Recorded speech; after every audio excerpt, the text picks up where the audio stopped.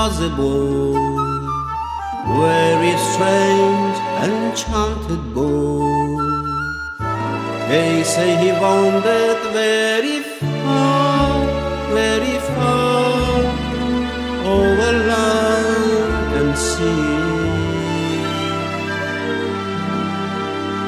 A little shy and sad of eye, but very wise was he.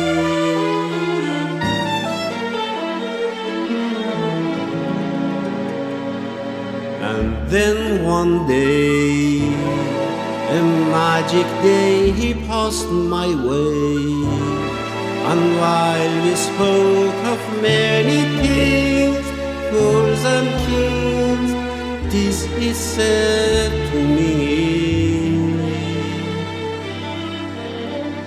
the greatest thing you'll ever learn is just to love and be loved in return.